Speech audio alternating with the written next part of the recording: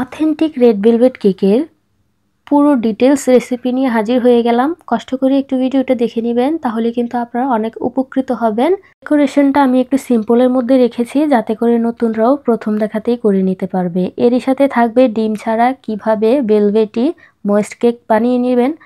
আর এটার লেয়ারগুলো দেখুন কতটা পারফেক্ট হয়েছে। এভাবেই ঘরে বসে আপনারা বানিয়ে নিতে পারবেন। সাথে থাকবে কিভাবে ঘরেই ক্রিম চিজ বানিয়ে নিতে পারবেন, আর সেই ক্রিম দিয়ে কিভাবে এই কেকটা ডেকোরেশন করবেন। কথা না বাড়িয়ে চলুন ডেকোরেশনে চলে যাই। কেকে ইউজ করতে হবে বাটার মিল্ক, আধা কাপ কুসুম গরম দুধের সাথে 1 চা চামচ ভিনেগার দিয়ে একটু সাইডে রেখে দিবেন। মোলটাকেও আপনারা রেডি করে রেখে দিবেন। এখন দেখুন এই বাটার মিল্কটা ফেটে গেছে একটু একটু করে।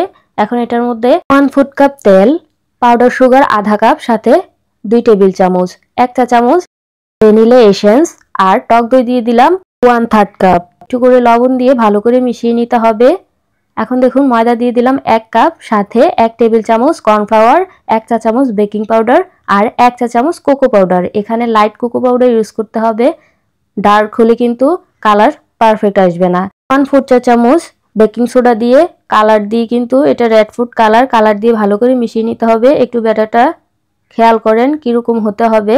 আগে থেকে তৈরি করা মোল্ডের মধ্যে ঢেলে দিয়ে 180 ডিগ্রি সেলসিয়াসে 30 থেকে 35 মিনিট বেক করে নিলে হয়ে যাবে। এখন 1 লিটার দুধ নিয়ে নিলাম। এটা গরম হয়ে এলেই ভিনেগার দিয়ে দিলাম। দুধটা কিন্তু ফেটে গেছে ছানার মতো। এখন ছাঁকনি দিয়ে ছেঁকে এটাকে একটা সাইডে রেখে দিব ঠান্ডা হওয়ার জন্য। এর মধ্যে কিন্তু আমি হুইপ ক্রিমটা বিট করে নিব। এখানে আমি 1 কাপ হুইপ ক্রিম নিলাম, 2 টেবিল চামচ পাউডার সুগার দিয়ে দিলাম। এখন দেখুন এটাকে আমি ততক্ষণ পর্যন্ত বিট করব যতক্ষণ পর্যন্ত স্টিভ হয়ে না আসে। এখন এটা একটা সাইডে রেখে আমরা চিজ বানাবো। ছানাটা নিয়ে নিলাম, 1/4 কাপ দিয়ে দিলাম হুইপ ক্রিম। এখন এটাকে ভালো করে বিট করে নিলেই কিন্তু আমাদের ক্রিম চিজ একেবারেই রেডি। কতটা পারফেক্ট হয়েছে দেখুন। আপনারা বাহির থেকে নামি দামি ক্রিম চিজ না কিনে এভাবে কিন্তু ইজিলি ঘরেই বানিয়ে নিতে পারবেন। এখন একসাথে বিট করে নিলেই কিন্তু আমাদের ক্রিম একেবারেই রেডি কেক ফ্রস্টিং করার জন্য। এই যে দেখুন একটা সাইডে রেখে আমি কেকটাকে বাইট করে নিয়েছি। কতটা পারফেক্ট হয়েছে আপনারা নিশ্চয়ই দেখেছেন। ওটাও খুব ভালো করে কুক হয়ে গেছে। এখন ঠান্ডা করে নিয়ে আমি এটাকে ডিমোল্ড করে নিচ্ছি। দেখুন পিছন থেকেও কিন্তু পুড়ে যায় নাই। আপনারা চাইলে চুলায়ও বেক করে নিতে পারবেন মিডিয়াম টু লো হিটে 30 থেকে 35 মিনিট, তাহলেই হয়ে যাবে। আর এটা কতটা সফট অ্যান্ড ভেলভেটি হয়েছে আপনারা নিশ্চয়ই খেয়াল করেছেন।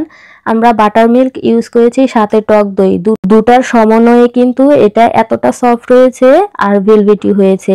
এখন স্লাইস করে নিয়েছি, আমি 4টা স্লাইস করেছি। উপরের স্লাইসটা একটু পাতলা করেছি যাতে করে এগুলা গুঁড়ো করে পরবর্তীতে কেকটা আমি ডেকোরেশন করতে পারি। এই যে দেখুন কথা বলতে বলতে কিন্তু আমি প্রত্যেকটা লেয়ার দিয়ে ক্রাম কোটিং করে নিয়েছি।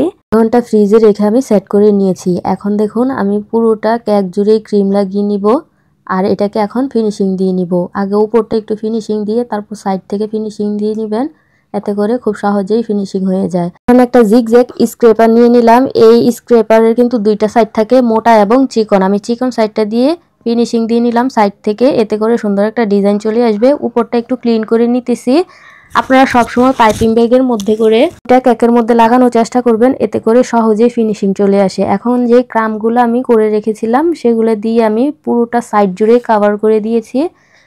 এখন দেখুন একটা ছোট স্টার নজল দিয়ে উপরটা আমি বর্ডার টেনে নিচ্ছি। কিভাবে নিচ্ছি ভিডিওটা লক্ষ্য করলেই বুঝতে পারবেন। যারা নতুন আছেন তাদের জন্য এর থেকে সহজ বর্ডার আর হতেই পারে না।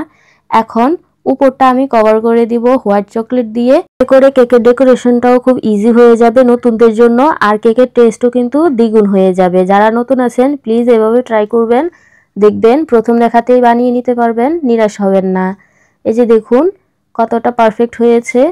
আপনারা চাইলে এভাবেও খেয়ে নিতে পারেন, কিন্তু আমি একটা টপার বানিয়ে নিয়েছি হোয়াইট চকলেটের সাথে রেড কালার দিয়ে। প্রথমে এটাকে আমি একটু মাঝখানে রেখে দেখতেছিলাম কেমন লাগতেছিল, দেখলাম যে ভালো লাগতেছে না। তারপর এটাকে আমি আবারও উঠিয়ে মাঝখান বরাবর বসিয়ে দিলাম। এখন দেখুন একটু স্লাইস করে নিচ্ছি। আমি কিন্তু সারা রাত ফ্রিজের মধ্যে কেকটা সেট করে নিয়েছি রেখে। এই যে দেখুন কতটা পারফেক্ট হয়েছে। বানানোর সাথে সাথেই কিন্তু আমার ছেলেমেয়েরা খেয়ে ফিনিশ করে নিয়েছে। এটা এতটা মজার হয়েছে, অবশ্যই বাসায় ট্রাই করবেন। আল্লাহ হাফেজ।